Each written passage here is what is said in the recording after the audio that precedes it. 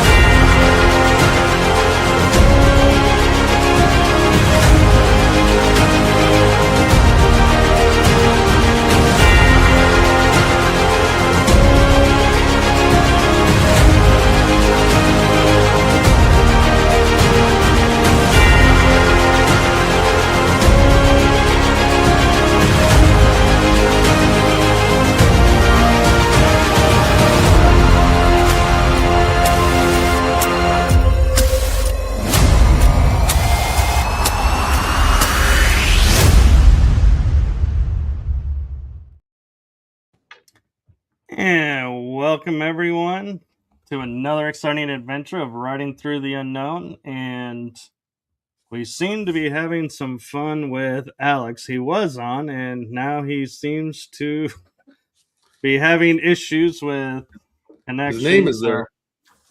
Disappearing act. His name was there. I'm sure he'll be right back. And the fun part for y'all is we were having great conversation before we hit live. We hit live, he disappears. So we'll hopefully get him back on as soon as we can. And in the meantime, I know I don't need to address who's on stage, but we'll see if we can't, while we figure out with Alex. There he is. Backstage. Hey guys, sorry about that. It's the internet's wonky. I thought you went through the jump room, Alex. You went up to the ship and back. Yeah, I wish that were true. I wish that were true. Well, I'm going to give you all a chance, since you all have been on my shows before, a chance to introduce yourselves and kind of give a little bit of what's going on with you now, kind of spiel. So we'll start with Tony, because he was on the most recent. Age before beauty, I guess. Michael, thanks for having me. Firstly, thanks for putting this together. I want to tell you that I admire both of these guys, and I always joke about it with Brad, but I mean this in an emotional sense, not the literal. I look up to both these guys. I really do. And I'm just stoked to be here. I could be a fly on the wall. I really, when you asked me, I was like giddy. The little kid in me was jumping up and down. So happy to be here. I've been very busy. I'm a, what's the word? Secret space program experiencer and whistleblower. And that's what I've been doing for the last 11 years now. But I've moved on to other things. I'm developing technologies from what I experienced out there and things I learned while I was researching, looking for evidence behind my claims. So I wouldn't, a lot of people just go on stage and claim a bunch of stuff and don't care, throw caution to the wind and don't care about evidence whatsoever. But every day since I've done this, I've always researched and I've been looking for evidence to prove it. And in that search, learned a lot. And I've spawned off companies. I teach remote viewing. And I'm gone off into some for-profit remote viewing projects, and they're taking off. They're going straight to the damn moon. It's been good. So, yeah, that's me. That's what I'm doing nowadays. Very cool. And Tony, I'm there with you. I am in awe that you all are on stage and here today. So I'm with you. And so, Alex, we'll go to you next. I'm the old timer here. My name is Alex Collier. I've been in a fifth dimensional Andromedan Zenite contactee since the age of 8.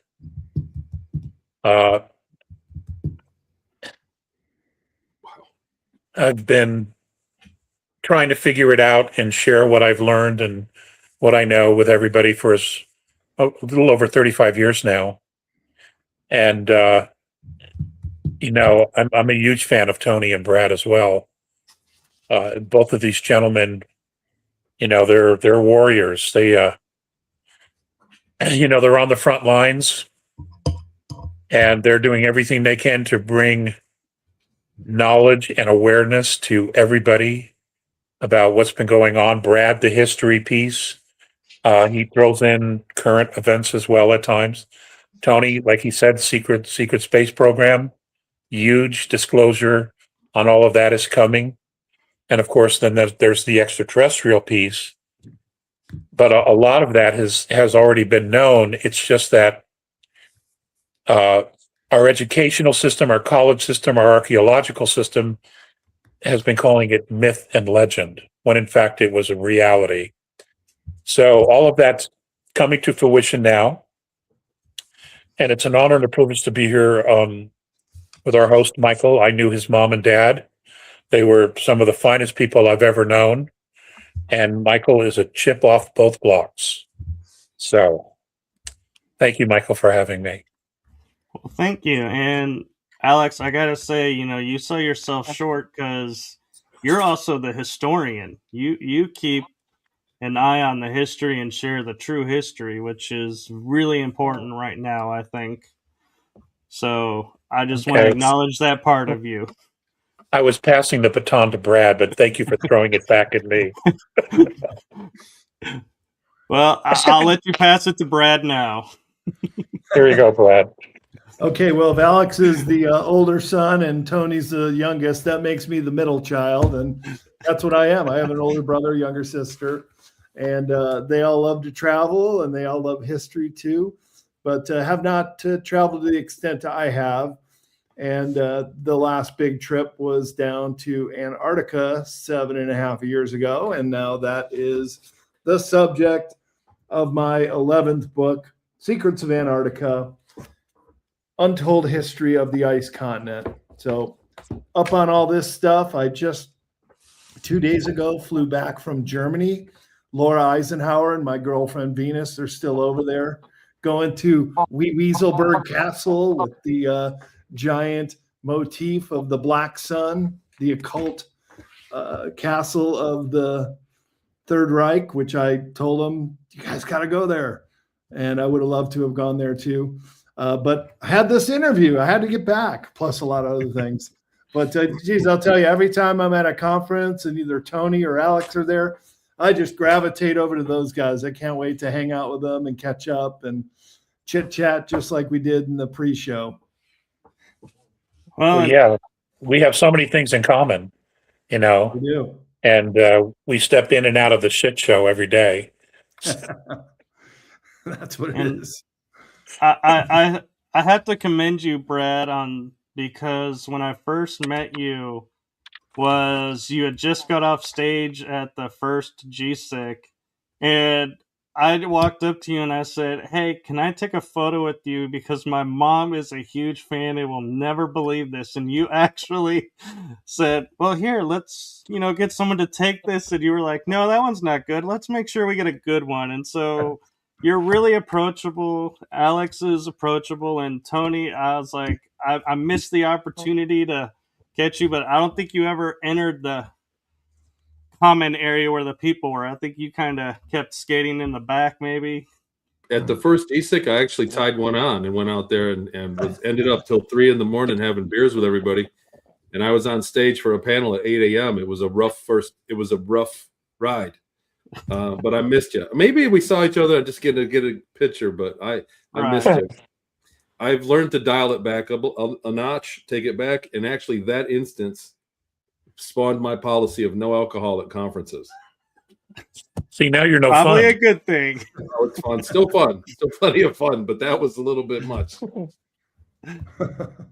No, and it's kind of, to me, it's ironic because that's where I got to see and hear all of you at the same time, which was a blessing.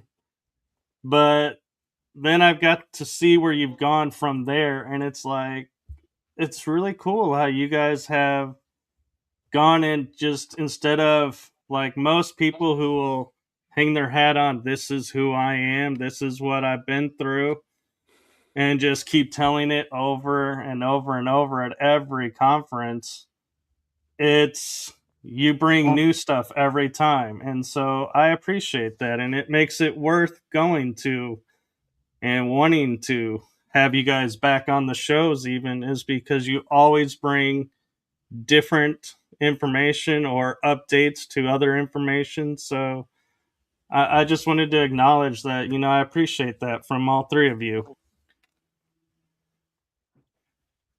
No You're welcome. problem. It's all part of the service. That's right. In service to all. Going to the conferences and meeting people in the crowd was really life-changing. I would recommend it to anybody. Going to the conferences and kind of mingling with like minds really made a big difference in my life. You meet other people that are like-minded and working on the same stuff, and my life changed greatly just from the conference aspect of it, not from being on stage or anything else. But I'm just saying, the people that I've met, and you get together and trade it, information, and you stay in touch, and then all of a sudden, hey, I'm working on this is happening, and it changed my life. So I would recommend that to everybody. I always say the conferences are all about the audience, not the speakers. That's I'll the real agree. show, isn't it? That's the real show, isn't it? Yeah. It's true. Yeah. It's true. You don't meet And- people like that every day. We're spread out. No, and I will also add to that, Tony, that you got, most people will have persona for on screen or on stage, and then they're completely different when they're not on stage or on screen. And you three are exactly, authentically who you are on screen, on stage, and off screen, off stage. And so I admire that. And I think that's, why I enjoy having you guys on my show so much, is because you're relatable. You're, eager, and you're like excited to come on and like talk and share things, and not just be, oh, what's, where's your view count, or where's your audience count, or what am I gaining from this? It's, you just are like, yeah, I want to, thank you for sharing the information out and helping getting it out. And I just, I admire that, because it's so rare these days of, we live in the adage of don't meet your heroes, but yet you guys broke that, because it's like meeting you guys was like actually a blessing, and not that script that other people follow. So thank you for that. There's some conferences you go to, including GSIC, where they have security guards and they keep the speakers away from the people. And I'm like you, Tony and Alex. I just go out and commingle, even though sometimes, well, it might not be safe. It's like, it's totally safe. I feel great around everybody that goes there. At Contact in the Desert, where I'm going to go in a week from now, they have it on the ticket. You're not allowed to speak to the speakers. You see them walking by, and only speak if you're spoken to. So only if a speaker says hello, you can say hi back. But Oh my God. I know, it's crazy. I think it's totally fine to do it any way that the speaker wants to. I've never felt threatened at any of these conferences. I don't think you guys have either. And it's just, there was that one person who felt like she was getting death threats all the time, but she's gone away. So, well, to speak on that, I mean, the conferences are varied.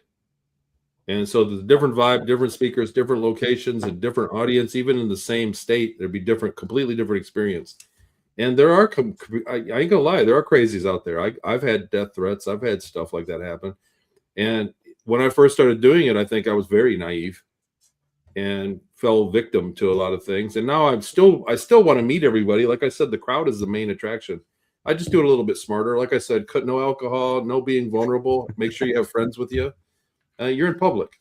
And so what we're doing is something that draws people's attention. And some people, who knows what it is, jealousy or hatred, but they're out there, man.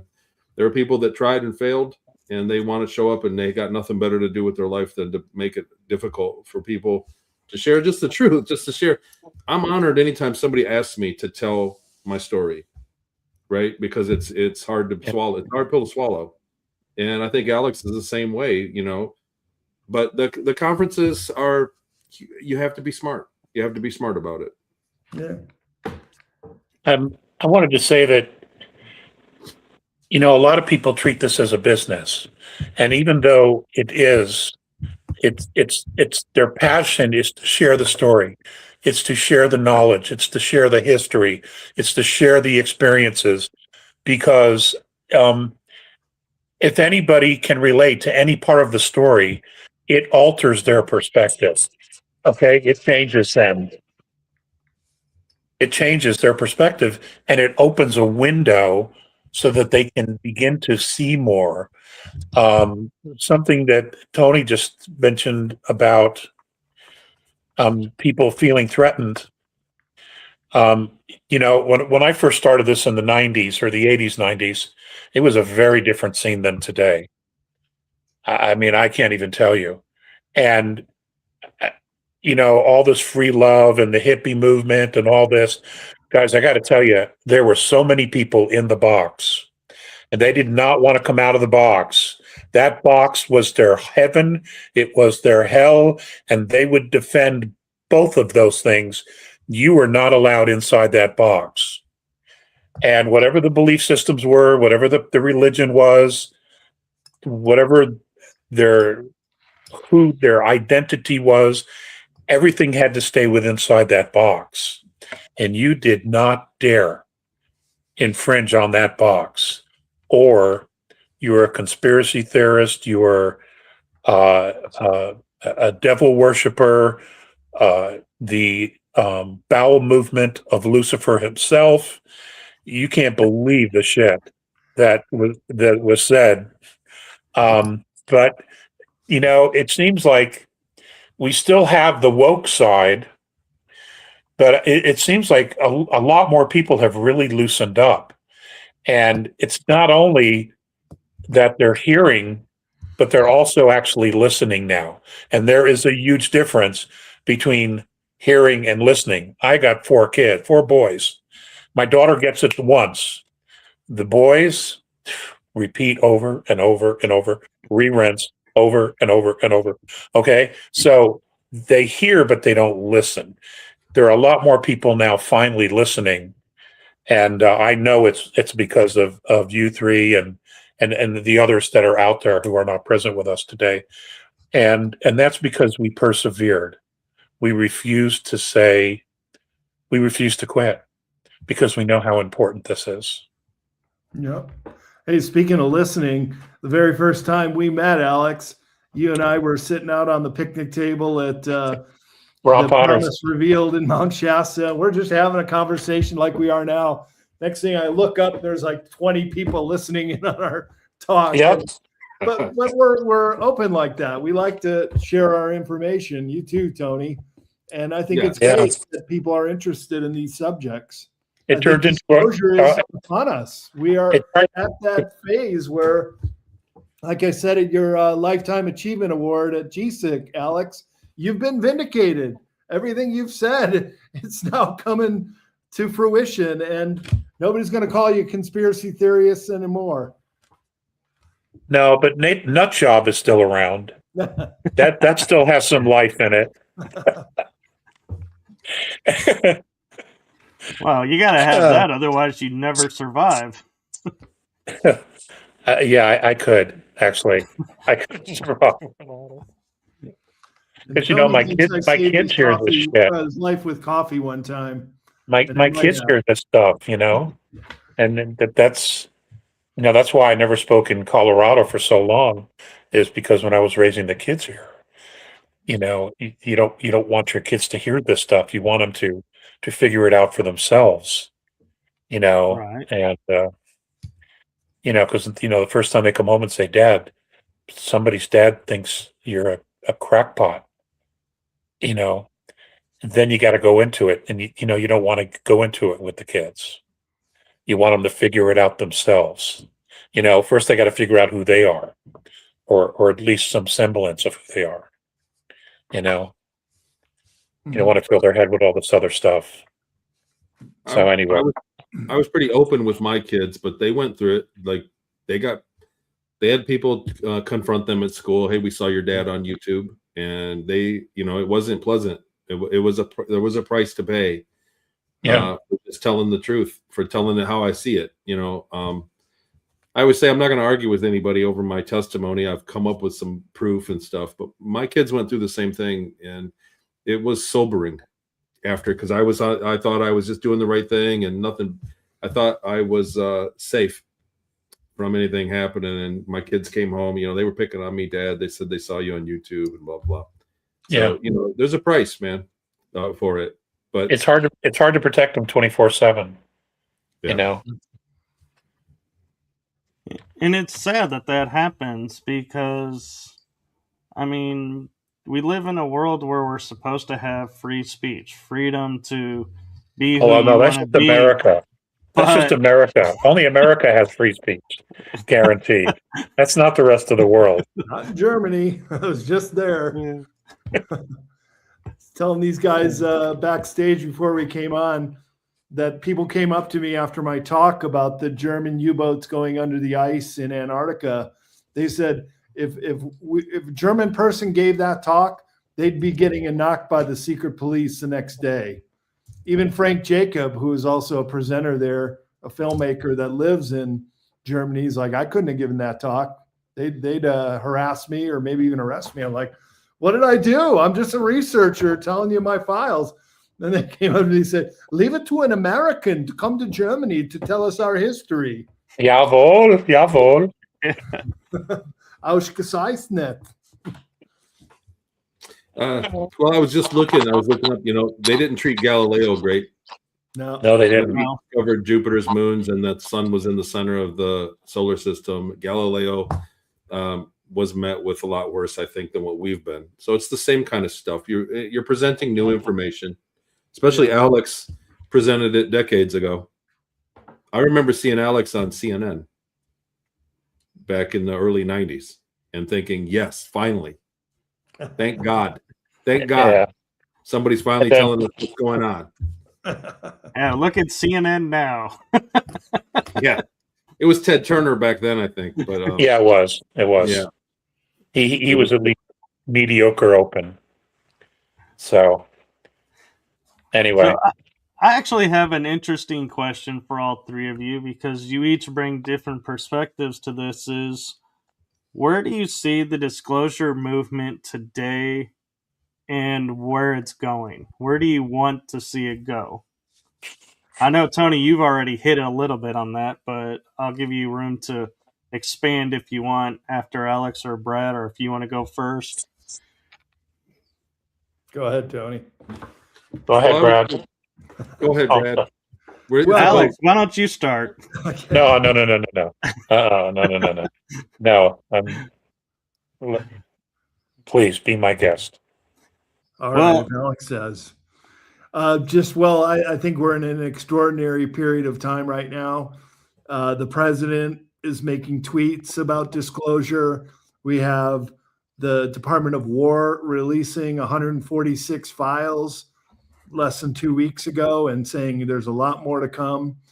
Trump even did this bizarre Truth Social tweet of him walking side by side with an alien, which to me was clearly AI generated. But they're putting it into the mainstream narrative, and I think that's fantastic. In fact, one of those 146 files that was just dropped 2 weeks ago, I had to scramble to get it into my presentation in Germany, because it said that the Germans, in some declassified documents from the FBI, that the Germans were working on backward engineering UFO technology in 1943 in the Black Forest region of Germany, crafts that could go 1,500 miles per hour and could go to an altitude of 40,000 feet. essentially making them spaceships. And so this is, again, vindication that all this stuff we've been talking about and showing slides and pictures at our talks of, for me, German flying saucers. I mean, all this stuff is now coming to fruition, that the Germans had worked on a whole bunch of different crafts. And they're very similar technology to the submarine technology that they had, which was also just as advanced as their UFO technology. You know, they could drop a submarine from Hamburg and go all the way to Antarctica without ever surfacing, and no air bubbles, virtually undetectable the whole way. And they had submarines that were so big that they could smuggle out all of their all of those backward engineered UFO craft they were working on. So all this stuff is finally coming together into this big mosaic that the Germans had this technology, and then a lot of their scientists came over to America and Project Paperclip and continued this research with our own black programs. Brad, didn't a significant portion also go to Russia? Because, you know, the Russians built the Cosmospheres, their version of the UFO. Yeah, they sure did. They didn't want to. They preferred to come to America, but even the UK got a few as well of those paperclip scientists. But we by far got the best, like Werner von Braun and Hermann Oberth, who at his retirement party was asked, how did Germany get so advanced so quickly with technology? And his quote, which I start the chapter of the Nazis in Antarctica in my book, he said, "We cannot take credit for our record advancement in certain scientific fields alone. We have been helped, and we have been helped by the people of other worlds." So right there admitting that they got backward engineered technology, but also probably were working with ET groups like the Andromedians, who the Vril women were telepathically communicating with right after World War I. And two of the speakers at this German conference I was just at, Frank Jacob and his partner Tanya Mittelfer, they found the old hunting lodge where the Vril women were doing their telepathic transmissions. So it's still there, and all this history is now coming out, and the German people are just, I think they're really thrilled with finally not being seen as the aggressor or the villain in all this, but the purveyors of very advanced technology first on. And I think if history were to tell the truth, the Germans beat us to the moon by decades. Yeah. And they've also been to Mars and other locations. And Tony, I know you've had some experience with them. They're not always the nicest people in outer space, but their technological prowess was second to none 100 years ago. Everything you're saying, Brad, kind of tickles me, because for years I've put up with a lot of my testimonies that there's Germans on series. I don't know if you guys can hear my rooster; he keeps crowing. But my testimony is that there's, and through my book Series Colony Cavalier, that it's ran by Germans or people that came, they identify as the Deutsch culture, people that came from that part of Europe and had access to space long ago. And many researchers, you mentioned Frank Jacob, who really was skeptical of me in Sedona, and we became friends because he thought I was going to bash Germany or the Germans and make it sound, but he still stuck up for that end, that there's no evidence that Germans were up there. And Richard Dolan really painted me badly, saying that there's no evidence of any Germans in space or that any Germans had any kind of space program. And so the stuff that you're saying right now just makes me feel good. It's just validating, because I put up with a lot of flack of that, and I said, look, I just put down what I remember. I've got a ton of corroborating evidence that goes, so that's why I keep talking about it. And to see it coming out now is wonderful, really. There's a real disconnect, though, I got to tell you guys, because I know that they're going to give us fake experts. So we've been at decades. Yeah. All of us, we've put in the sweat equity but they're going to give us people that just came out of nowhere. They're going to be a so-called expert. It's going to be a talking head talking to another talking head, and you can see it coming. But good. It's good. Well, the idea is that disclosure is good for everybody. The technology that's coming may or may not be a great thing with AI where it's at, but we'll go through this. We'll enter into a new age of mankind, and if it's a problem, we'll solve it. You know, Tony, that's a really good point about they're going to bring us the so-called experts. And that's because, you know, they have this habit of control and wanting to control the narrative no matter what it is. And, you know, we still have, I'm not sure where this is at, but, you know, we still have the dark space fleet and the Alliance, Earth Alliance space fleet, you know, indigenous to Earth. And I'm not sure that that's been resolved yet. You know, maybe the fact that the agency went into Tulsi Gabbard's storage room and took boxes of documents and just said, you know, we're taking these back without, you know, any conversation whatsoever is an indication that they're very concerned because their fingerprints are all over a lot of bad things that have happened here on the planet, such as some of these programs that you were stuck in that involve other corporations, etc. I won't get into that. That's your thunder. But you know, what's going to be interesting is when they may just feed us with all this bullshit, which is what I expect actually.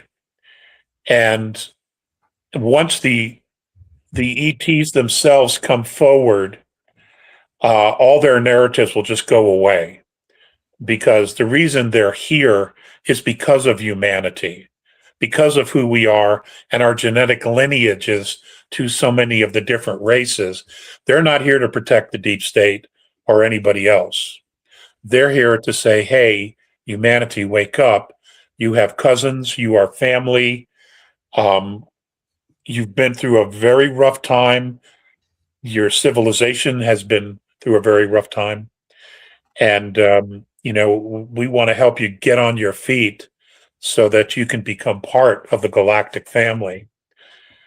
And that's going to be interesting. It's going to be quite the dance to see how they manage this, especially that, you know, since for the last 75, 80 years, they've lied about all of it.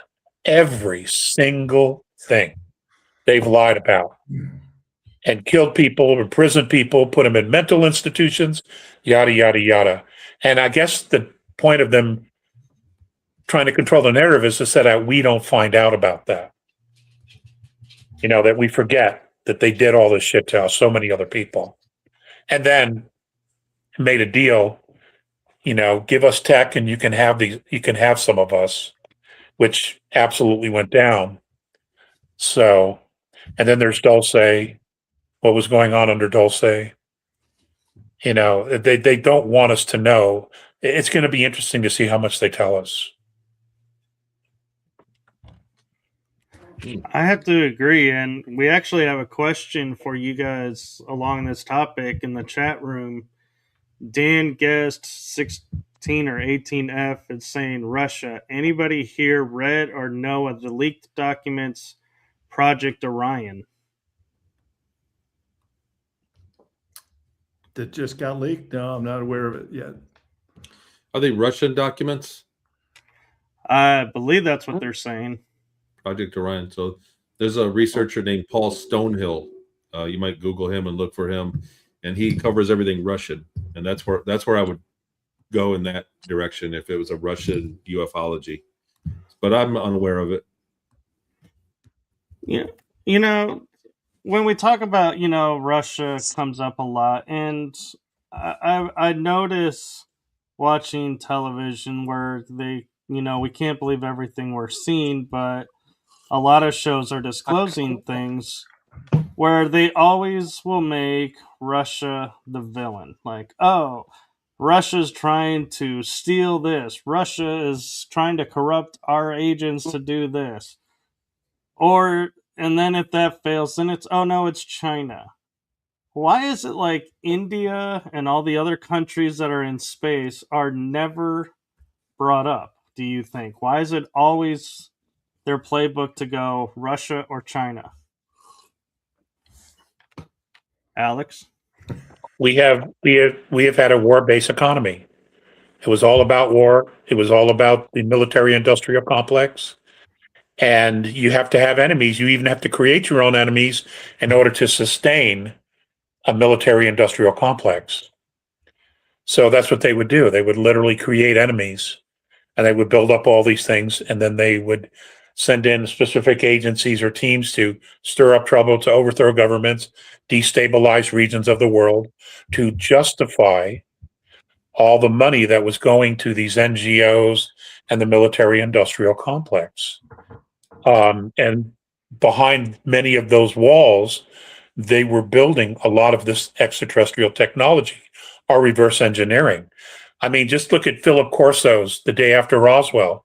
He flat out tells you, and look at all the wars and everything that's been going on since Roswell, that incident, the conflicts, it's been constant over and over and over again. And it was feeding, and this money was all feeding the military industrial complex so that behind all these walls, they could build all this technology or reverse engineer it and create Solar Warden and the TR3s, TR4s.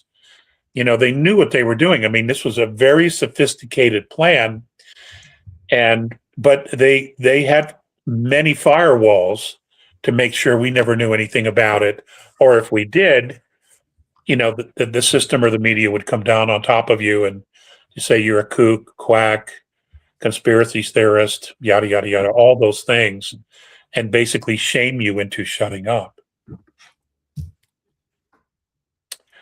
Yeah, they have a pretty long list of things they can do to you to get you to be quiet. It's a lot more than just shame. Yeah. Yeah, they can approach you at a mailbox and give you a list of everybody you know, including every member of your family, and say, if you don't shut the fuck up, they're gone. Yeah, Alex, I remember you telling the story of being visited by the men in black when you're just getting your mail. At a mailbox, etc., on Baseline Road in Boulder, Colorado. They were not very friendly. Oh my God, they were stone cold. Wow. They were stone cold, scared the shit out of me. Do you think they were hybrids or not? They wore sunglasses. I didn't really get a chance to see their eyes. Interesting. And when I asked, who are you? He goes, you need to worry about yourself and everybody on this list. That's what they said. So you will shut the fuck up. And I remember I told John Robinson about it. I didn't tell my wife about it for like 2 weeks. I had to sit with it because I had sent out a message to Mornay, and I didn't know what to do. We had just had Nicholas, my firstborn son. So, and that's a game changer. That's a total game changer right there. So they waited. Maybe they waited until the baby was born, to then approach me and just say, look, dude. So, and it was 6 years before I said another word. And then I had a contact from Mornay, and he said, you can go back and speak now. And I said, well, what about those guys? He said, they're all dead. That's what he said. They're all dead. And I didn't ask any questions. I'm like, okay, it's safe. He goes, yes. So it's a journey, isn't it, Tony? I'll say. Like I said, we're going to move into a overdrive of disclosure. I think the information that we've shared, all of us here have shared, in the first stages of disclosure, they'll just pretend like it didn't happen. It'll be later down the road when people backtrack, look back and scrutinize. It may be a few years, it may be decades before they look back on our information and say, wow, this is extremely relevant. No kidding. All what these guys have been saying all along is out there. once people get past the initial shock that we're not alone and the ETs are out there, and the technology is what it is, and my big curiosity is, are they gonna admit that they've been participating for 100 years up there? Are they gonna act like like it's brand new? Oh my God, look at that! Like which angle are we gonna get publicly? Right. Right. The narrative. Yeah. Brad, what do you think? Well, they're definitely controlling the narrative. A lot of commentators on the latest data dump has said it's been a big nothing burger because a lot has been retracted. But some of them are just gems, like the one about the Germans backward engineering this UFO technology back in the 1940s. And so it just corresponds with a lot that we've been talking about and that we've known for many years now, and vindicating a lot of us. But really, we need to look beyond controlling the narrative, because that's really what this data dump is all about.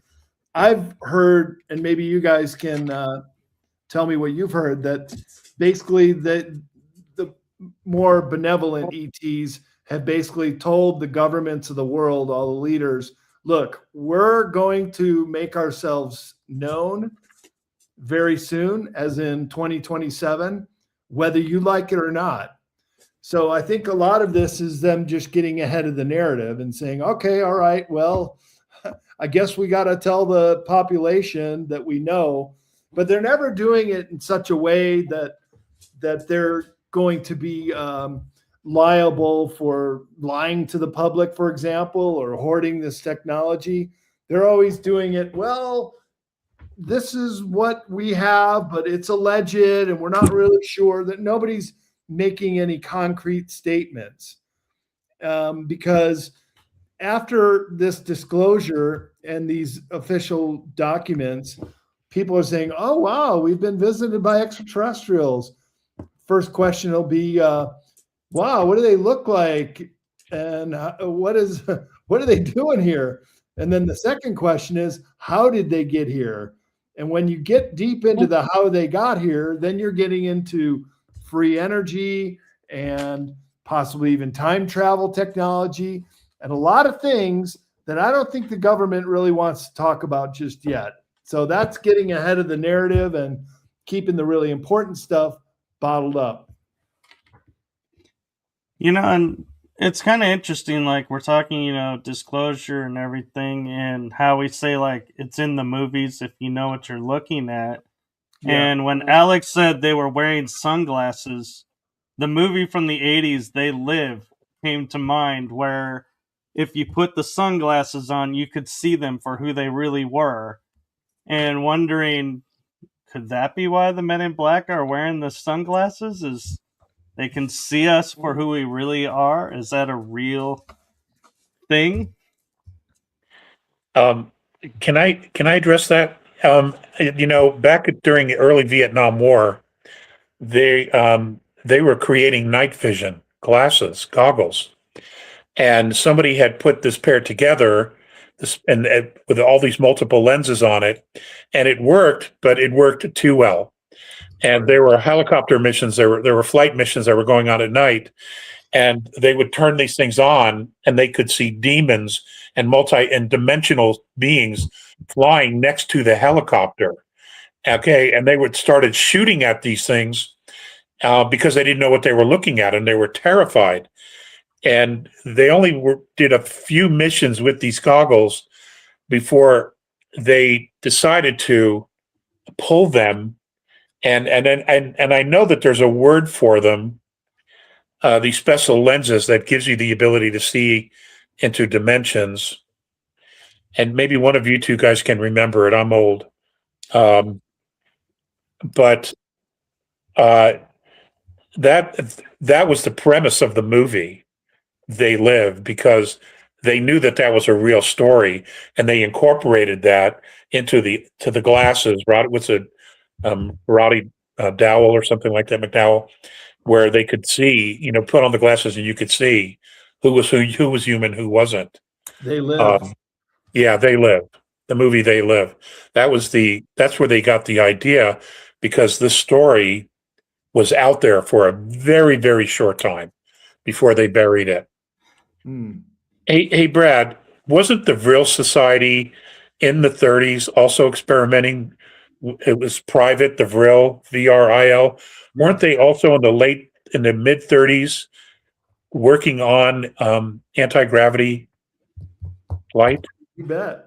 Yeah, even Okay, sooner than that. Right after World War II, they started convening in this hunting lodge near Berchtesgaden, Germany. And yeah, because it's such an important part about how Germany got so advanced so quickly, I have a lot of information about the Vril and the Thule Society. And they were able to telepathically transmit plans for Right. flying craft and for these kind of energy devices, free energy devices, in the 1920s. And it was the very famous German scientist Victor Schauberger who Right. took a look at those plans, and he said, "This is actionable intelligence. We can take it back to our laboratory and reproduce this." So that's really when the Germans got started all this. And then they recovered a downed UFO in the Black Forest region of Germany in 1933. And then Mussolini had a nearly intact UFO that went down in the Lombardy region in the late 1930s, and he turned that over to the German scientists too. So they had a lot to work with before World War II even started. Right. Yeah, I wonder if we'll get any of that history, Yeah, well, with the Vril women, that's interesting.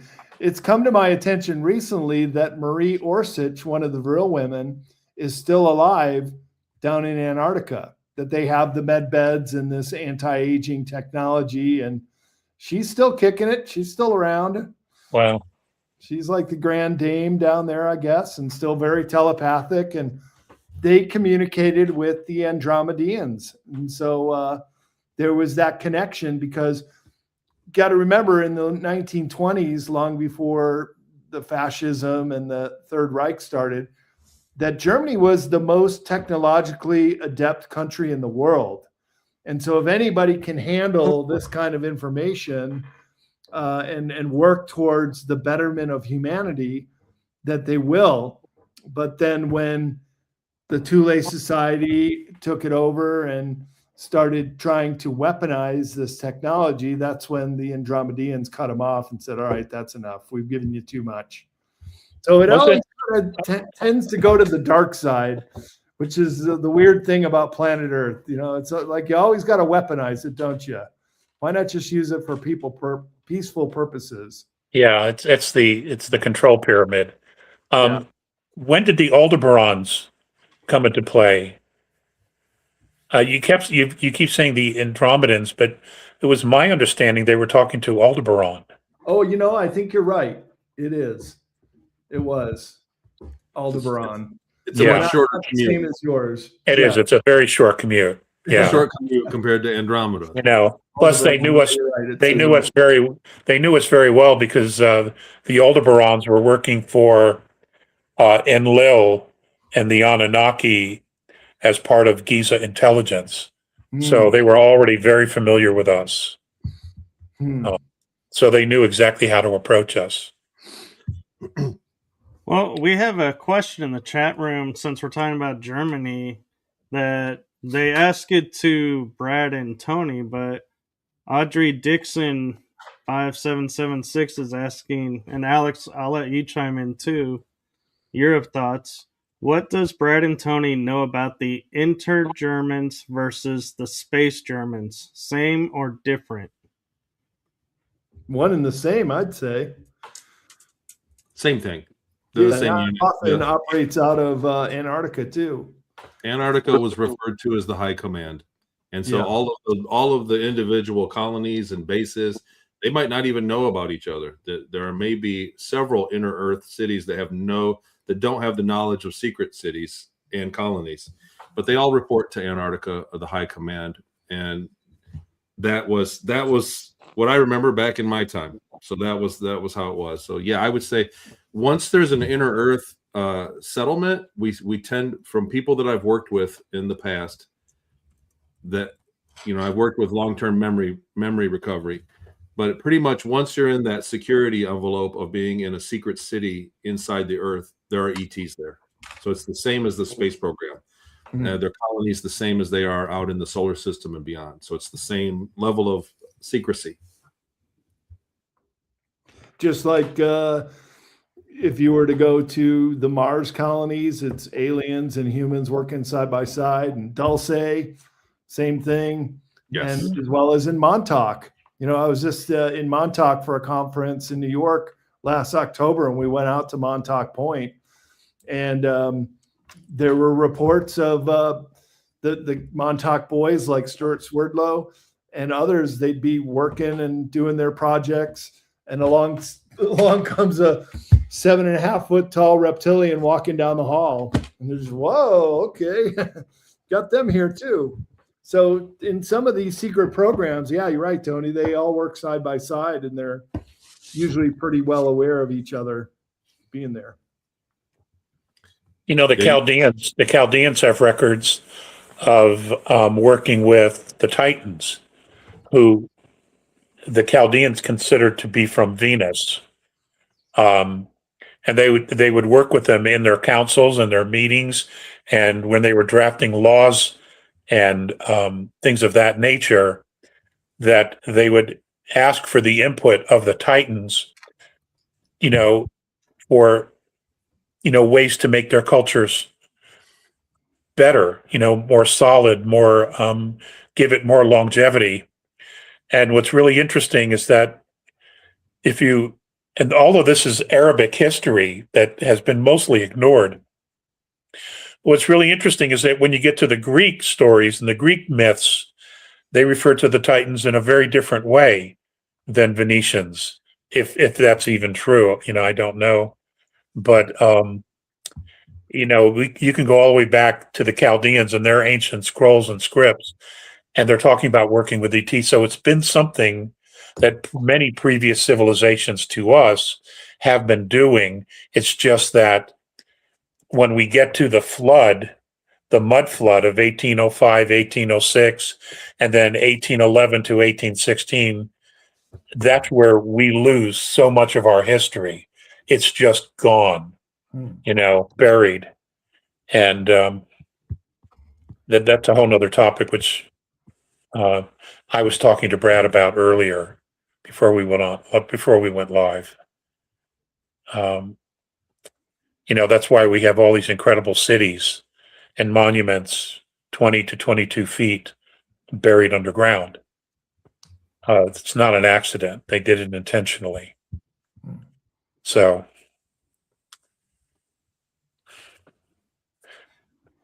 That's really interesting. And I'm kind of wondering, when we look at history and, we look at who's aligning with who, what was it that drew the Vril to the Germans instead of, the Russians or the Chinese? I wonder, what was it that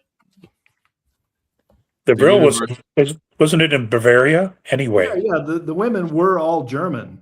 Yeah. To begin with. The University of telepathic communication with Aldebaran. Sorry, I don't want to talk over anybody, but everybody knows a lot about this subject, obviously. But the University of Munich had what considered psychic ability legitimate. And that's what we're missing out of all of our academia now, even though, I see Jessica Jones, a well-known remote viewer in the chat, and other people that are familiar with remote viewing. There's a lot of people in our community watching this show that are psychics that do readings. And I teach remote viewing weekly. I'm in 6 remote viewing groups this week. And we're doing all kinds of other things. That's not my dog. But so psychic ability is very easy to prove. It's water under the bridge. But our academia purposely hides it. The Germans did not. They encouraged it, and they wrapped their science around it. And so it was easy for them to accept the information. So that's what happened. I'll bet everybody around the world was getting psychic hits on the information from ETs. I bet it happens all the time. The University of Munich paid attention. All right. And so Dan goes further with it and says, why did the Vril ladies not cut their hair? Does the hair actually act like an antenna? It's also quite attractive. But then there was another comment who said that the Native American trackers also wanted to have their hair long. And when the white man cut their hair off, they lost their ability to track. So they let them grow it long again. It's kind of like, remember the old story of Samson and Delilah? Samson would say the source of his power was his long hair, and Delilah then cut off his hair and made him weak again. So maybe there is something to that. I don't know. What do you think, Alex? What happened when you had your big head of hair? I can't remember. It's been so long ago. But I am worried about going totally bald. You know, then I'm just going to be a rock. So, you know, I don't know. You know, I never really had it long, you know. So, well, I was in the corporate world. I was in aerospace. You know, you can't look like a hippie. No. So, I just want to say all of the people that we're talking about, the Indian trackers and the Vril Society, their long hair, they didn't have the quality of coffee that we have nowadays to make up for our short hair. copy that. Well, maybe I should grow my hair back long again. Maybe I'll start tapping into my psychic abilities. Take your courses, Tony. You can help train. Everybody can do it, and even people that are skeptical that join within a month, I get them up and running, and they're shocked every week by how well they do. It's amazing. So I went down the remote viewing research path because I uncovered the receipts of the first program that I was in during the 20 AMEC. And there was a lot of proof there that I presented on, and the more I researched it and what I remembered going through, the memories would come back. And I physically went there, and once I stood there and could smell the place, I got a lot of memories. And it was remote viewing and psychoenergetics research. And so I began to do it in my groups, and we were onto something. And now it's progressed. It's quite a bit. I have 2 professional companies that do remote viewing. They're very successful. And I'm getting to the point now where I'm going to shut up about remote viewing. So, you know, like now there's a point where remote viewers get to the brass tacks, and then you see them just disappear and jump behind a paywall. And that's because you get to a point where you can actually really do some effective things. So talking about, you know, with everything going on with the remote viewing right now, do you feel, Tony, that remote viewing is kind of being overused, and that's, you know, or everybody is like wanting to claim they are when they're not, and so it's washing it out, so it's losing its credibility? Absolutely. I feel it's being dissipated by people that are labeling it by the wrong thing. And I don't want to take anything away from people that are psychically prone or psychically clairvoyant, but the actual protocols of remote viewing are not being used as much as people are claiming. And so it takes something away. So I've read books by some heavy hitting remote viewer, famous remote viewers. I read their book. That's what I do with my spare time, is study the phenomenon. And there are books that if you read the book from some very well-renowned remote viewing teachers, if you read the book, you would come away from it thinking you'll never do it. So they buried it. You know, you can remote view, but not now. And so there's a lot of that going on. And the fact is, we all have the phenomenon. The phenomenon explains psychic ability in ESP across the board. It's the same science. There are a couple of brainwave states that work with it. I just did a remote viewing retreat here in Oakhurst, California last week. And it was a great hit. We did a bunch of science. We did environmental remote viewing. We did a lot of things, and put a lot of pieces in place to the methods that I use. But the actual protocols of remote viewing are not adhered to by everybody that claims it. Let me see what, Jessica, there's a difference between trained RVers and people turning into things psychically. That's exactly right. So, and I don't want to take anything away from people that are very clairvoyant and very psychic. So everybody is.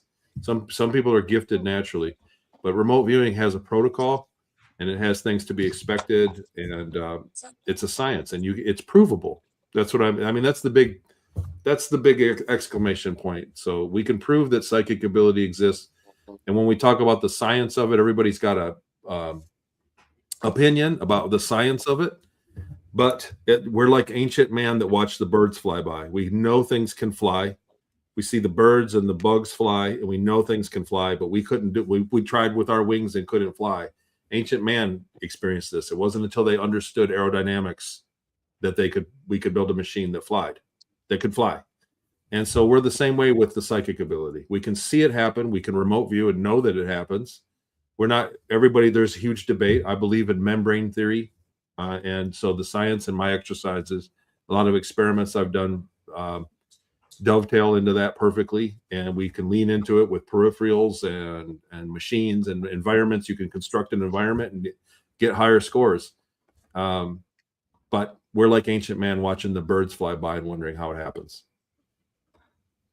Yeah, and missing time is asking a funny question, but it's something that I've often wondered myself, because they say like psychics, can you get the lotto numbers, and it's a running joke of, You can. if you got the numbers, would you get them? And he's asking, can you actually remote view the results of the lottery to pick the numbers?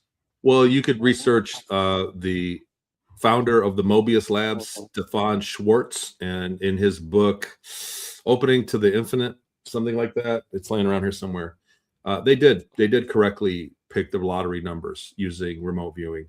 And the problem they ran into with all the investors was that they narrowed it down to about 2,500 tickets out of 2 million. So they were able to narrow it down into doing a method. But when they got to the store to buy the 2,500 tickets, they ran out of time before the lottery happened. And they didn't buy the correct ticket in time. So their square that they picked was correct, but they couldn't physically purchase the tickets in the amount of time. So that experiment didn't cash in, but they did correctly pick the square. The plan worked exactly how they narrowed it down from 2.5 million probabilities to 2,500, with something like 80 remote viewers involved in the project. And so, yeah, and that's how people are doing the forecasting. And I'll shut up now before I'm already in enough trouble with the CIA. Well, and there's an interesting question too for you, Tony. I know you've talked about this somewhat. They're asking, since you blew the whistle publicly, have you ever revisited with the ETs? Have they come back since you become Same old the whistle? crew? No. Other ETs, yes. Same crew, no. And so, as we're talking about this, I love being cryptic. So, and I have a feeling you're I think being I can cryptic get for a this reason. and let you guys take over. I'll just give it a yes or no, and then let you guys pass the baton. I figured you were being cryptic because you were like, I don't want to say, and I wasn't going to push. So that's why I was like, okay, moving on. Look, I have poked the hornet's nest a lot in the last few years, and I've been reprimanded, and I don't want to make it worse.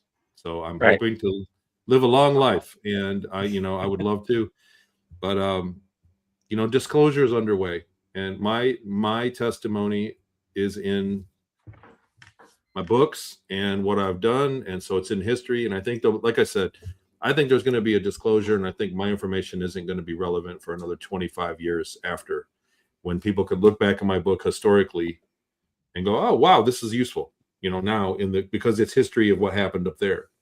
But as far as staying in front of it and fighting, like, you guys got to listen to me, they're mean, I don't have that kind of inspiration. And I really regret that my experience was so bad in an illegal program, because I wish I had great news to report about I wish I could say, man, they were great. It was up there and they were all amazing people. And it was all, because I really do, because there are good people up there in these programs, even the dark programs. They're good, they're people. And that,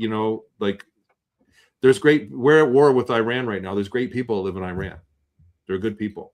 It's they're not evil. It's not evil across the board, and these programs are the same dynamic. So I was a victim in a sense of the technology and the secrecy, and I wish I didn't have to be such a downer, because I'm very happy for disclosure.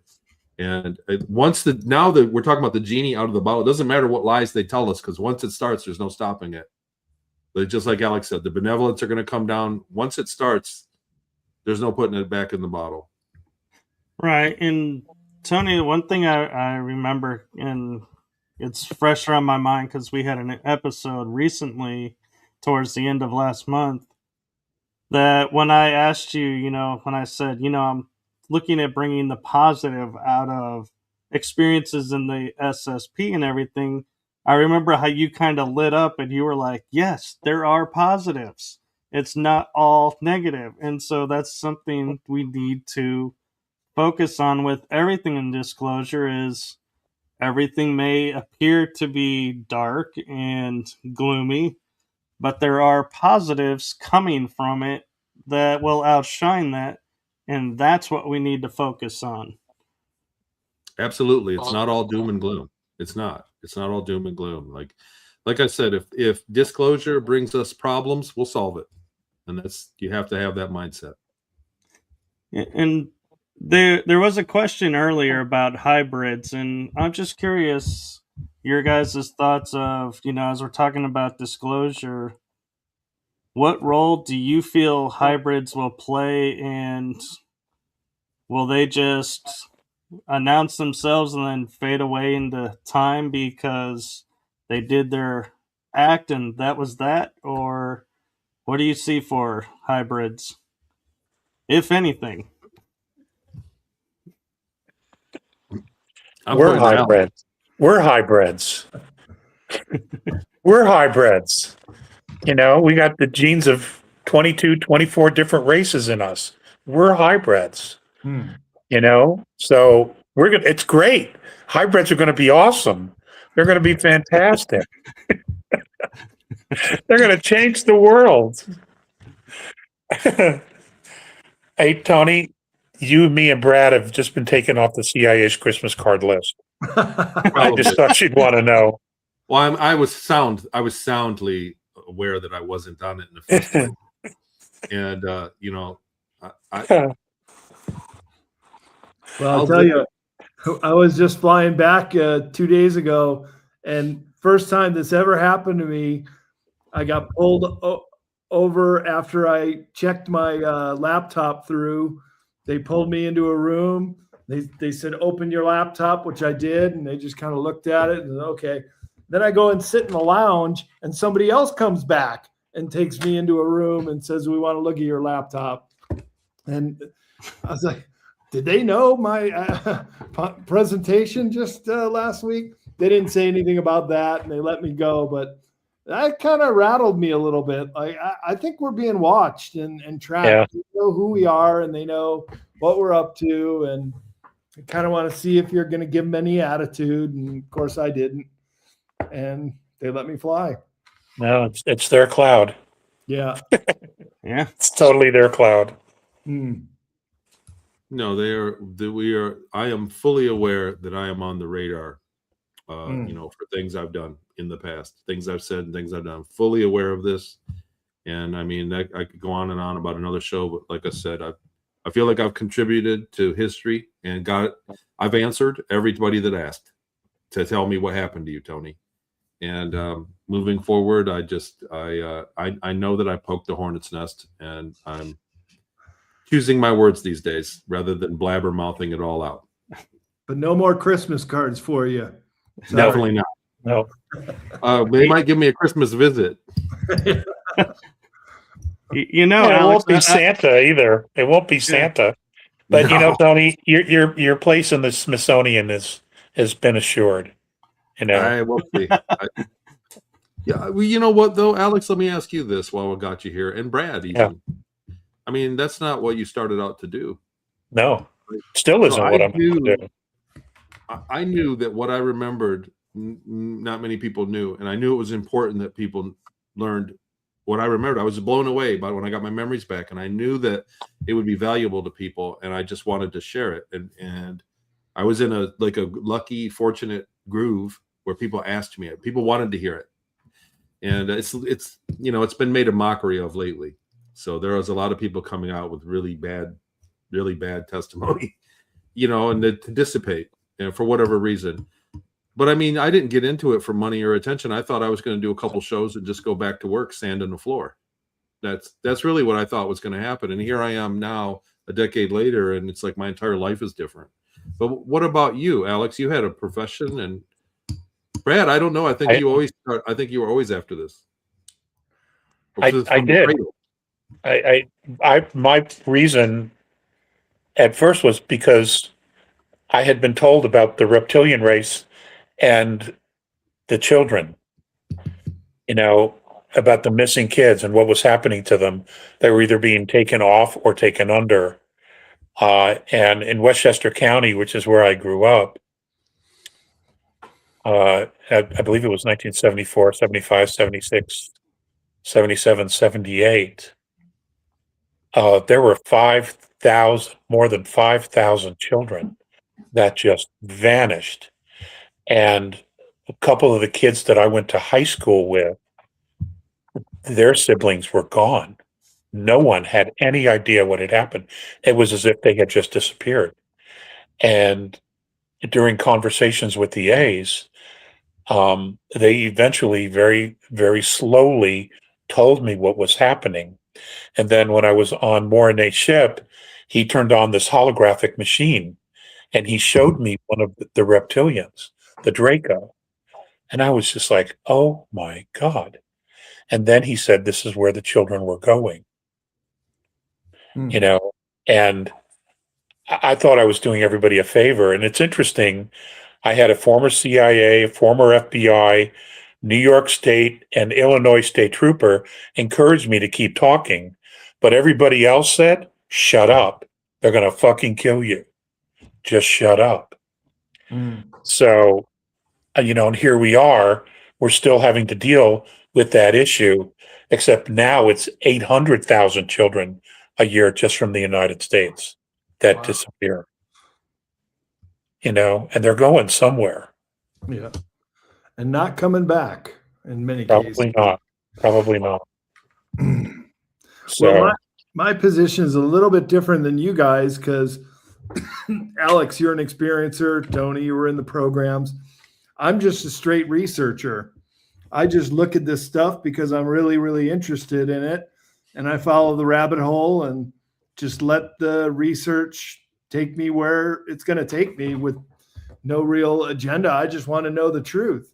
And so that's gotten me down the rabbit hole. But I know I'm also being monitored. My computer's been hacked. In real time, I was showing my lawyer, of all people, happened to be by me. I'm like, look at this. I try to write an email and then it just turns into gibberish. And he's like, wow, that someone is messing with you. So nobody said this was going to be easy. Nobody said it would be completely safe entirely. In fact, this is probably one of the most dangerous professions we could all be in. But I think we're team humanity. We want to see us get through this. And now that this small little drip of disclosure is becoming a pretty steady stream, it's good to be with guys like you that have a pretty good idea of what's going on out there and know that there's so much that has not been told to the human race. And there's even a breakaway civilization. There's humans that are living off planet who are part of our family, but they're going on a different timeline, a different trajectory. And I just think we have the right to know this. It's always been my motivating factor in this, is that the human race has a right to know. They're part of us as we are similarly part of the last Stone Age tribes that live in the Amazon and Papua New Guinea. I think, Tony, you and I were having this conversation in the hotel room once. It's just like, look at this period of time that we're living in. There are still people that live in these primitive tribes that are getting their dinner with a blow dart tonight. If they can catch a monkey, then they're going to eat. And then we've got a breakaway civilization living off planet. And then all the rest of us somewhere in between. So it's just, wow, what a period, this great awakening on Earth, and to have a role to play in this this great unveiling. And I think it's quite an honor. And I've always looked at it that I'm just quite honored and pleasured to have been able to travel around the world and now to speak at conferences and write books and help people understand this very thorny subject, but it needs to be said, it needs to be done. And so glad to be here with you guys and help get the word out that we're living in very extraordinary times. You know, and you bring up an interesting point there, Brad, because I look at, where we are today with people, starting to question whether they should come forward, share their stories, share their experiences or not. So what advice do you guys have from your years or time of experience with it to help people do it in a safe way that they won't get overwhelmed or get lost in the shuffle, so to speak?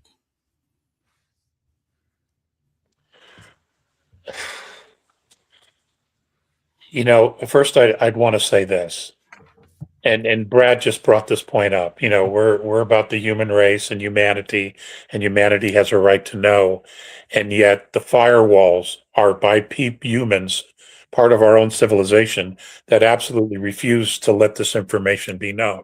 In fact, they would continue to block it when they themselves are fathers and mothers, grandparents, great grandparents. And you have to wonder, what in the world are they thinking, that where this is going to go, and the world that they're going to be leaving their children, their grandchildren, their great grandchildren? What are they thinking? Is this all for a fucking paycheck? I mean, it blows my mind that that's what this is about for some people. Either that, or they've been involved in, they have so many secrets they can never tell them. And okay, well then just get out of the way, keep your secrets, go somewhere and let humanity figure this out. It's bizarre. And as far as, what to tell people, you're going to be uncomfortable. There's no way to sugarcoat this. This is not going to be a walk in the park. And if anybody's telling you it is, they don't have a fucking clue what they're talking about. This will not be a walk in the park. Even today, with everything going on, it's still not going to be a walk in the park, because we're blowing people's belief systems that maybe they didn't create, but have been fed down to them. And those belief systems have formed an ego and who they believe themselves to be. The minute you shatter that, okay, that illusion that they've been living under, people collapse, because now they don't know who they are, because everything they thought was real now rolls back and it's like, oops, sorry, it's not. You have been fooled. You have been played. And people don't handle change very well. Most people don't handle change well, which is why it's taking so long.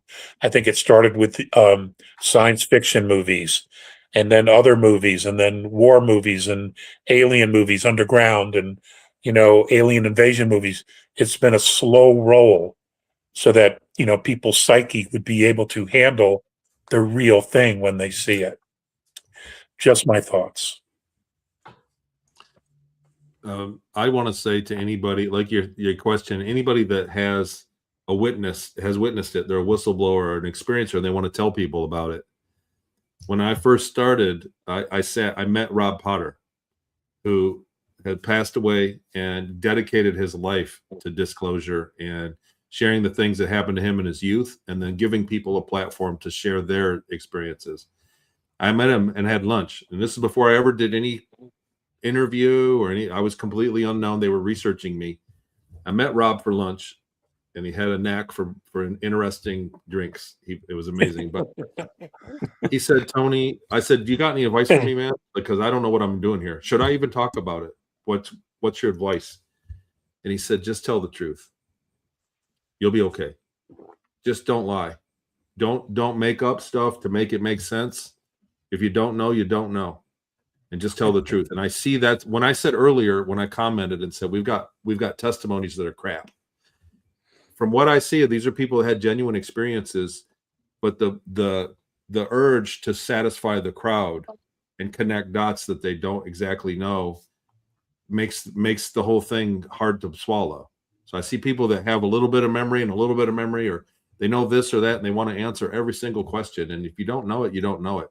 Just be truthful, and everything will be fine. That's my advice to anybody out there that's got their own testimony they'd like to share. Just be truthful. If you know it, you know it. If you don't know it, you don't.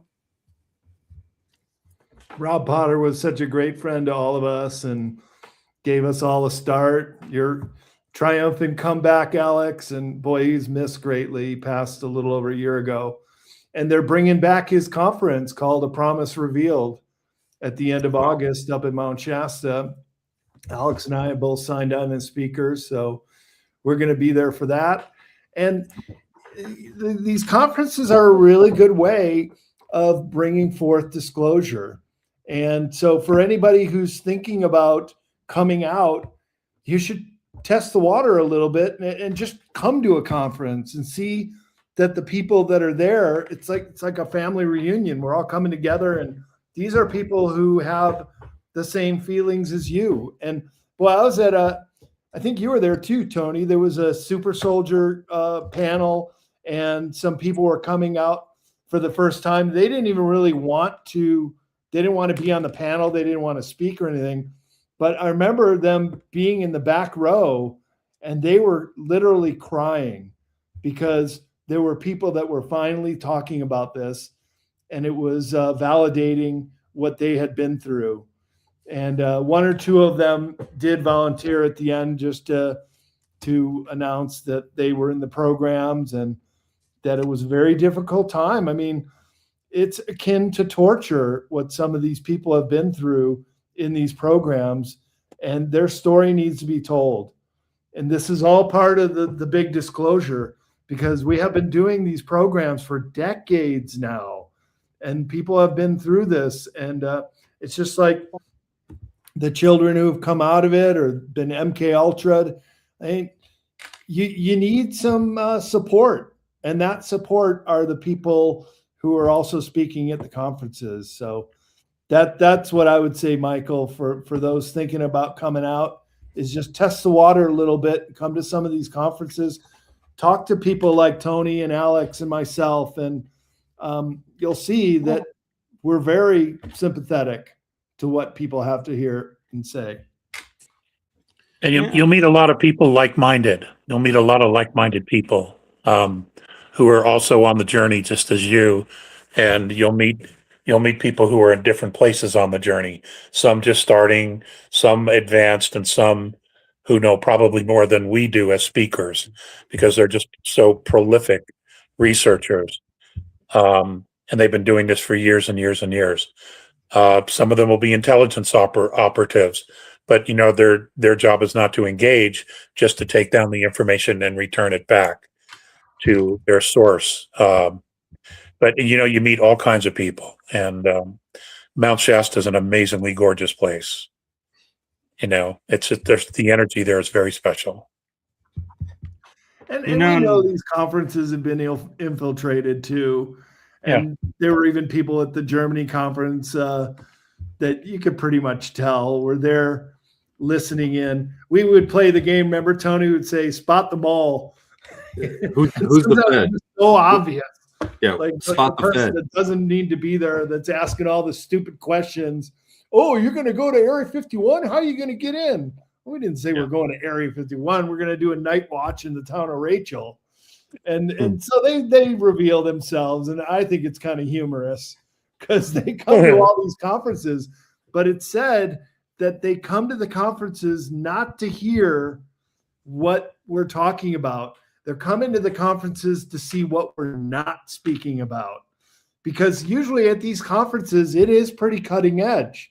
You'll have people that are talk about free energy stuff, or how these ships travel to the planet Ceres, and how you got out there, Tony. I mean, all this stuff is really what they don't want us to hear, but we're talking about it anyways. I like to think that I'm getting good at profiling them. Yeah. So, I've brushed shoulders with enough conferences that I'm starting to get good at it. I want to say something else about conferences in general, not anyone in specific, but the speakers on stage. If you follow it, a lot of people come to me and go, "Oh my God, I can't believe Tony's tell me what's going on here. These people are fighting." There's a lot of drama sometimes, and because we are infiltrated and influenced we get yes people. Like I've had people influence and inject into my life and try to change it. And these are whatever you want to call it. But I want to say this, that you have to realize that, okay, by definition, if you lay eyes on an ET tonight or tomorrow, it's a traumatic event. You'll be traumatized. You'll be in a state of shock, even if it's loving and benevolent. If they go, we're here, we're your family, and it's a beautiful thing. And a lot of people have I had traumatic interaction. But just the experience of taking out of our illusion of life is a trauma. And a lot of the speakers on stage are people that have dealt with great trauma. And so we can't look to them to be models of our citizenship. Like we see, they're just people on stage. And, myself too, I've never claimed that I'm perfect. I'm not running for office. And I would never claim that I've never made mistakes, or that if you got to know me well enough, you wouldn't hate my guts. I'm a person with great flaws, and I've been through great trauma. And I found that with most of the speakers too. And you have to have some leeway for that these are people that have lived through terrible things across the board, even if it's spectacular. And so there are people that I've known that I don't speak to anymore, but that I still understand, have their own challenges to deal with in life. And I don't have any hatred towards anybody. Even people that have attacked me directly, I don't have hatred towards them. Like, we're trying to share our life's truth, and like you got to hear it from people that have been traumatized. Those are the issues that need to be known and addressed. Right. And one thing I'll point out is, you have to learn to use what resonates with you, which leads to discernment, because just because Brad is on stage, for example, talking, doesn't mean he's got the right information for me in that moment. Or Tony, saying his story, it may not resonate with me in that moment. So don't attack them. Don't, what they're saying, that doesn't make it not real. It's not your story. And so don't. And I think that's where a lot of people go wrong, is they expect the people on the stage to validate their story and to make them right. And when it doesn't happen, then they feel, oh, you're not legit because you didn't have what happened to me. And so that is something I'd like to say, how do we, teach that to people? But you can't. There is no way to tell someone, do this and it'll lead to this great awareness and this great discernment ability. It has to be learned through experience. Yep. How it works is that we're all bridges.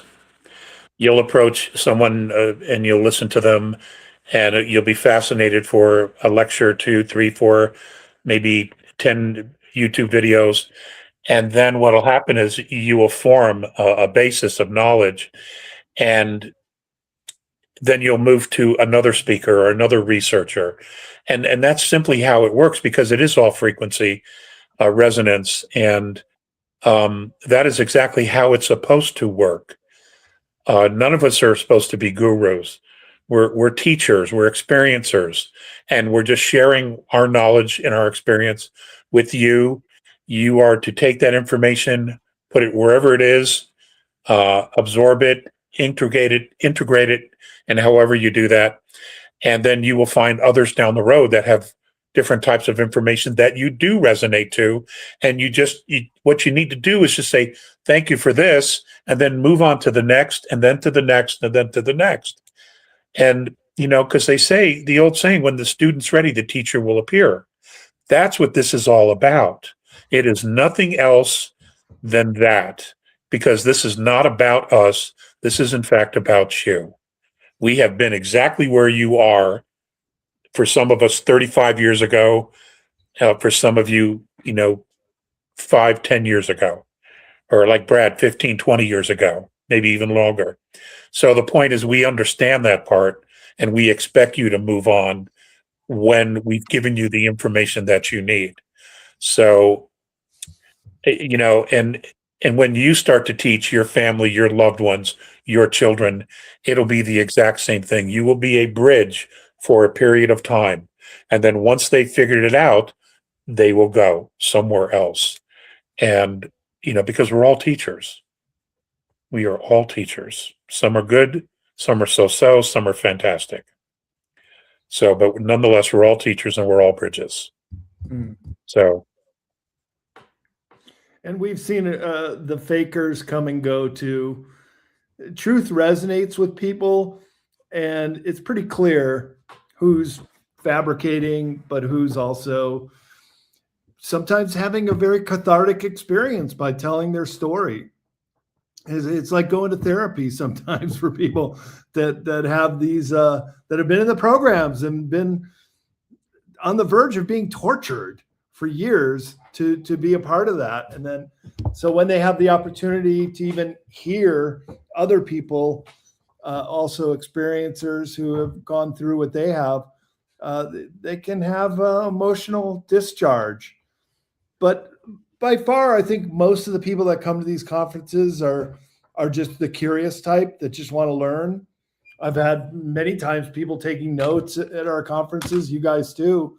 They just want to get this information and pick up a book and meet the speaker. I think it's a great opportunity for people to then put the name to the face and then have the opportunity to also have a one-on-one talk with them if you're allowed to. Some conferences don't want to.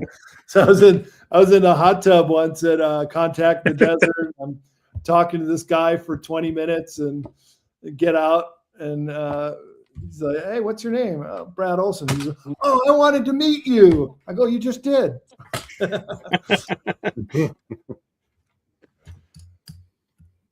The crowd always has so many questions. We never get to the bottom of the questions. Yeah, it's ever. true. So if they have a panel with questions, we never get to the end of it. And when you meet the crowd and spend time after, there's always questions and people line up. And so that just shows how widespread all of this phenomenon is. And it's not just UFOs or secret space program. It's like the entire, the words don't matter. We don't have words to describe the community enough, but people that are just aware of things that are being hidden from us on purpose. And they know something's wrong. They witness something. And so they come to these conferences searching, to try to figure it out. And like I said, we just never run out of questions. It's a way of life for pretty much everybody, I think. I think because we're all multidimensional souls, we on some level, instinctive level, know that something's missing. A huge component about our life is missing, and we're not sure what it is. So, we're always searching. We're constantly searching, trying to find those pieces that we can't quite articulate, but we know are missing. And it keeps us moving forward, asking questions, seeking crazy things, wondering, well, what is it? And I know that was absolutely true for me and for many people that I've met, that they know on some level that there's more to them and more to this than we've ever been told, because the story we've been told makes no sense. If you really sit with it, it has to be rubbish, and people who really want to know, that's a glaring question, and it can drive someone a lifetime to try to figure it out. And those are the people that have been awake for quite some time. And now others are beginning to wake up because they see the contradictions, they see the lies, they see the deception, and they realize, because their intuition is kicking in, they can smell bullshit everywhere now, and they're like, ding, ding, ding. Oh my God, I got it right. There is something wrong. And, we in the exopolitics arena, we have this slice, this piece.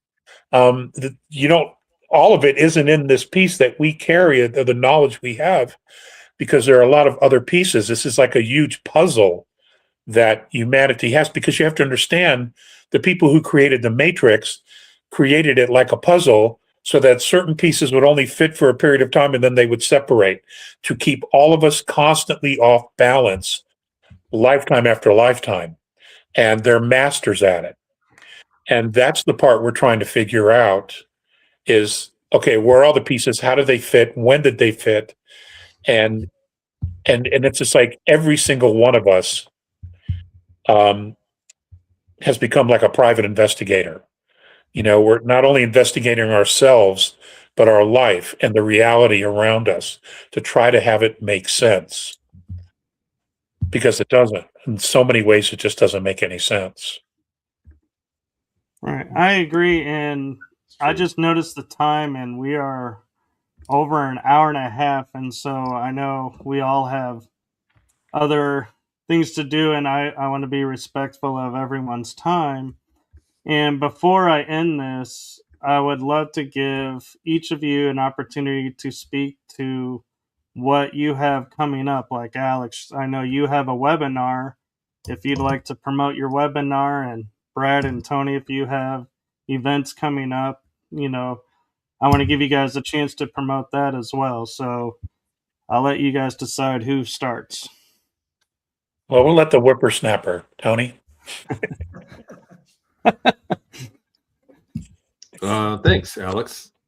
And well said, honestly, on all your points, Alex. I'm so, like I said, I could be sitting in the audience and just be starry-eyed by you guys. It's great Great panel. Thank you so much again, Michael. Whatever, I'm working piecemeal on a fourth book. I got a couple conferences. I'm dialing it back. I'm doing less talks like this, less conferences this year. Maple Street Learning is a learning program based on what I experienced when I was up there, and it's quite developed now.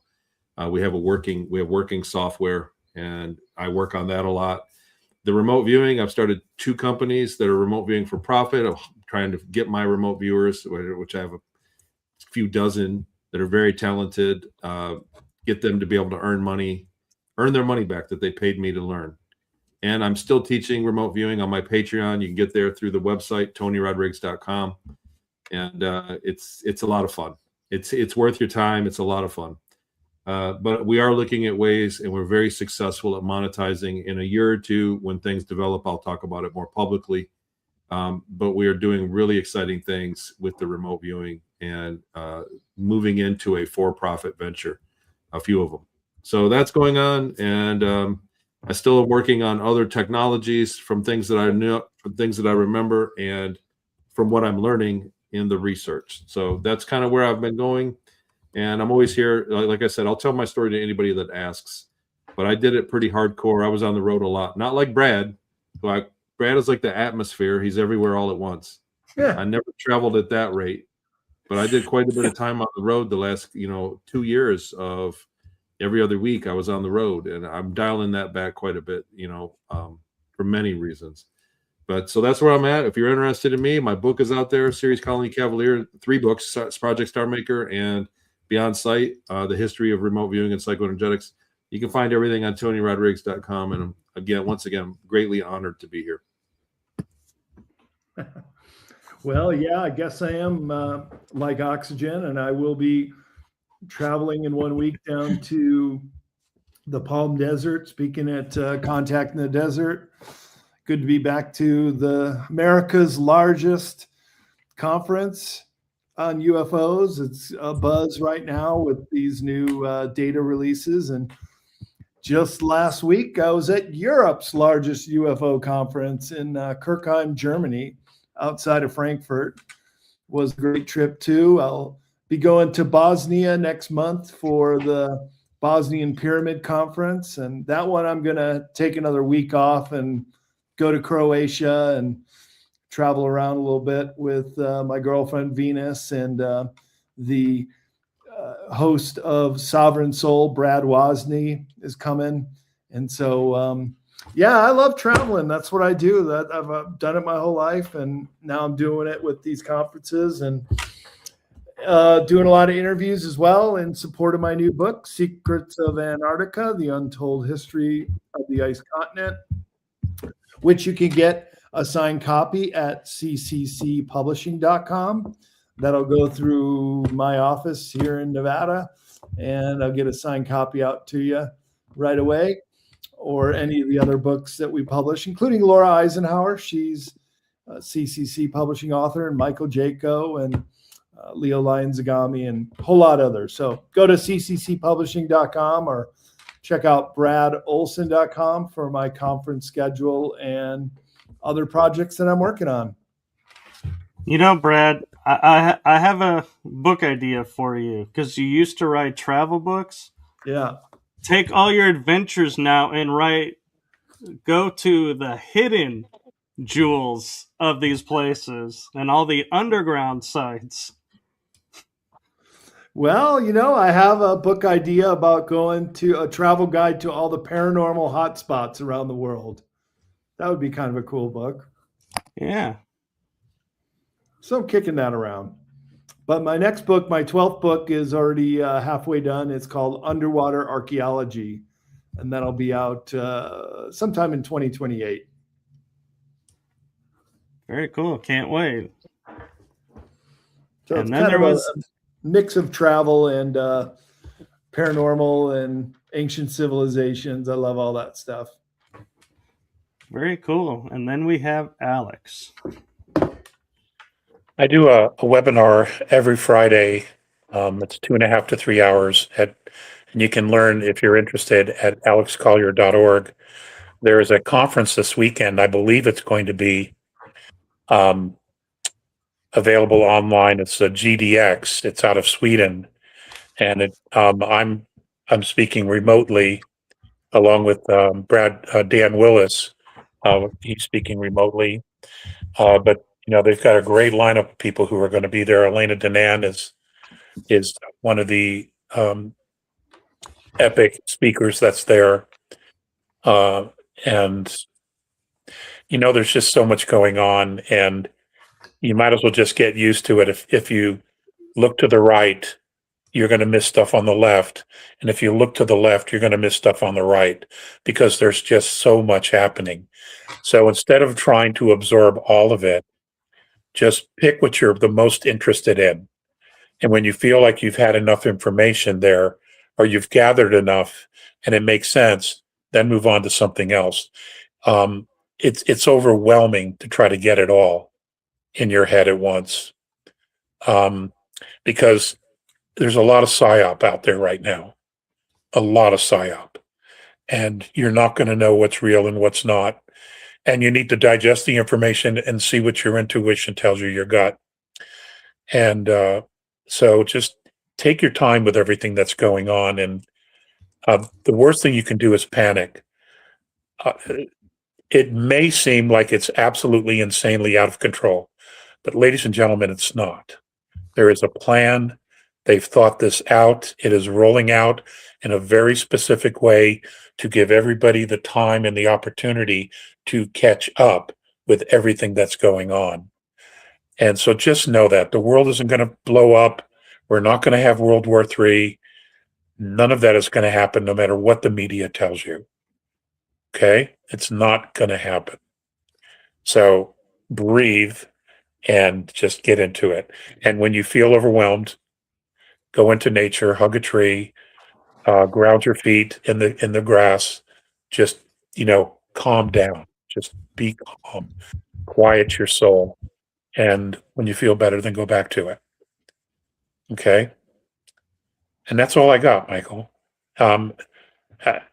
Tony, I'm just so impressed with you, and I'm such a fan. And Brad, well, you know how I feel about you. I'm gonna bring some fresh tomatoes to Mount Shasta. I'm thinking about it too.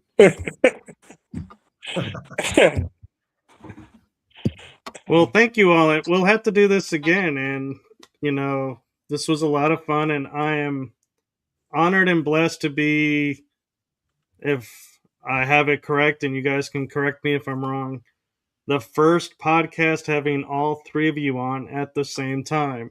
So I'm grateful that we were able to do this, and I look forward to possibly doing it again if our schedules all permit. Thank you. It's been an honor, Michael. Thank you very much. And I have to say, Tony, I know this, you and I have talked about this, but it is an honor and a blessing to me to know all three of you and to have you as guests on my shows. I view you all as equals and wonderful guests and great information and inspirations. And I am just so blessed every time I get you guys to come on. Well, we've only done this once. Well, you come on individually, so this is the first time as a group. I'm talking the whole shebang. Okay, I'm sorry. I was being literal. My fault. And Brad, he left an imprint on me of when I come on people's shows for the first. I always go the first because that's what he did on my show, and so I remember that. And it's an honor and a blessing to you guys. And my message to you three is, from my heart and the heart of my shows, to you, thank you for what you're doing for humanity. It's seen, felt, appreciated more than you know. So thank you guys for everything and being the way showers. Thank you, sir. It's a privilege. Our pleasure. Gentlemen, I'll talk to you guys soon. Sounds Take good. care. Yes. Thanks, guys. And with that, we are going to say good afternoon to everyone and make it a blessed day. And we'll see you on the next episode.